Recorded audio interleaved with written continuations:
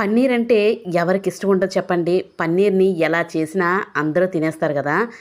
ఇదొచ్చేసరికి నోరూరించే chilli paneer hotel టేస్ట్‌లోని ఎలా చేసుకోవాలో ఈ వీడియోలో అయితే చూసేయండి.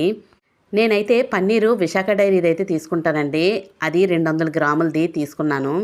దాన్ని చక్కగా క్యూబ్స్ లాగా ఈ షేప్‌లో అయితే కరెక్ట్‌గా కట్ చేసుకోండి. మరీ పెద్దవి వద్దు, అలాగని చిన్నవి వద్దు. ఈ విధంగా అయితే చాలా బావుంటది మనకి చూడ్డానికి కూడానా. ఇప్పుడు ఇందులోనే మనం ఒక స్పూను కారం అయితే వేసుకోవాలి. పచ్చి కారం అండి. అలాగే కొంచెం సాల్ట్ కూడా వేసుకోండి. నెక్స్ట్ వచ్చేసరికి కొంచెం మిరియాల పొడి, అలాగే కొంచెం ధనియాల పొడి, ఒక స్పూను కార్న్‌ఫ్లోర్ అయితే వేసుకోండి. కార్న్‌ఫ్లోరు కోటింగ్ చక్కగా క్రిస్పీగా అయితే మనకి ఫ్రై అవుతదనమాట. అందువల్ల కార్న్‌ఫ్లోర్ అయితే వేసుకుంటాము. చూసారు కదా! ఫైనల్‌గా మిరియాల పొడి కూడా వేసుకున్నాను. అంతా బాగా కలిసేలాగా అయితే కలుపుకోండి. కొంతమంది వాటర్ ఏసుకుంటారు. మనకి అందులో ఉన్న తేమ అయితే సరిపోతదండి. చక్కగా ఇలా కోటింగ్ అయిపోతే ఇంకా దాన్ని డీప్ ఫ్రై చేసేస్తే సరిపోతది. చూసారు కదా! స్టవ్ మీద పాన్ పెట్టుకొని అందులో కొంచెం ఆయిల్ అయితే వేసుకోండి డీప్ ఫ్రైకి సరిపడినంత. ఇప్పుడు అందులోనే మనం డ్రాప్ చేసేద్దాము పన్నీర్‌ని. చూసారు కదా! పన్నీరు వేసేటప్పుడు ఎవరికైనా ఆయిల్ తగులుతది అని అనుకున్నప్పుడు పైనున్న జాలీలో నుంచి వేసి అందులో నుంచి పడేయండి. ఏం పర్వాలేదు. చక్కగా డీప్ ఫ్రై అయిపోతాయి. చూసారు కదా! మనం ఇలా వేసిన వెంటనే తీసేయాలండి. మరీ ఎక్కువ క్రిస్పీగా అయితే అవ్వవసరం లేదు. చూసారు కదా! చక్కగా గోల్డెన్ కలర్‌లో అయితే వస్తుంది కదా! అలాగా తీసేద్దాము ఇంకా. ఇంకా వీడియో చూస్తూ ఎవరైనా లైక్ ఇవ్వకపోతే తప్పకుండా ఒక లైక్ అయితే ఇవ్వండి. అలాగే మన ఛానల్‌ని సబ్స్క్రైబ్ చేసుకోండి. ఇలాంటి మరెన్నో వీడియోస్, మరెన్నో రెసిపీస్ మన ఛానల్‌లో ఉంటాయి. తప్పకుండా వాచ్ చేయండి. మన ఛానల్‌ని ప్లీజ్ సపోర్ట్ చేయండి. మీరిచ్చే ఒక లైక్ మన ఛానల్‌కి బాగా బూస్టప్ అయితే అవుతది. ప్లీజ్ అండి. చూసారు కదా! ఫైనల్‌గా మొత్తం పన్నీర్ అంతా చక్కగా ఫ్రై చేసేసుకొని ఒక ప్లేట్‌లోకి అయితే తీసేసుకున్నాను. నెక్స్ట్ మళ్ళీ పాన్ పెట్టుకొని అందులో కొంచెం ఆయిల్ అయితే వేసుకొని చిన్న వెల్లుల్లి ముక్కలు అయితే కట్ చేసుకోవాలి. అలాగే ఉల్లికాడ ముక్కలు అయితే కట్ చేసుకొని చక్కగా అందులోనే ఫ్రై అయితే చేసుకుంటున్నాను.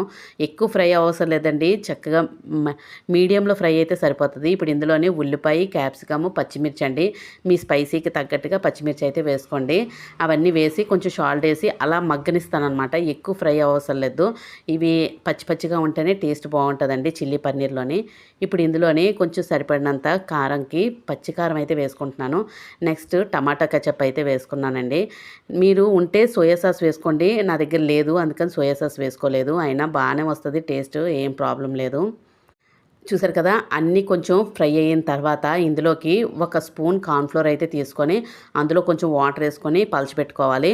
ఆ వాటర్‌ని ఇప్పుడు మనం ఫ్రై అయిన వెజ్జీస్‌లోని మనం దీన్ని అక్కడ వేసేసుకుంటే చక్కగా చిక్కబడతదనమాట. చూసారు కదండీ! ఇదంతా కొంచెం చిక్కబడి ఉడికినంత వరకు వెయిట్ చేద్దాము. చూసారు కదా! ఫైనల్‌గా ఎంత చక్కగా అయిపోయిందో. ఇప్పుడు ఇందులోనే మనం పన్నీర్ అయితే వేయించుకున్నాం కదా! అది ఇందులో వేసేసుకొని చక్కగా మొత్తం కోటింగ్ అయ్యేలాగా బాగా కలిపేసుకోవాలి. ఆ గ్రేవీ అంతా ఆ ముక్కలకి పట్టినంత సేపే ఉంచాలండి. ఇంకా నెక్స్ట్ స్టవ్ ఆఫ్ చేసేసుకోవాలి. ఎక్కువ సేపు అయితే ఉంచకండి. మళ్ళీ చిక్కబడిపోతది బాగాన. చూసారు కదా! ఇంకా ఫైనల్‌గా కొత్తిమీర వేసుకొని సర్వ్ చేసుకొని తినేయడమే. వేడి వేడిగా చిల్లీ పన్నీరు చాలా బావుంటదండి. పిల్లలు చాలా ఇష్టపడతారు. మనకి బయట రెస్టారెంట్‌ల్లోని ఇస్తారు గానీ అంత హెల్తీ కాదు కదా! మనం కూడా ఇంట్లోనే చక్కగా ట్రై చేసుకొని పిల్లలకి పెడితే హెల్తీగా ఉంటది. మీరు తప్పకుండా ట్రై చేయండి. మీకు ఎలాగొచ్చిందో కామెంట్‌లో అయితే పెట్టండి.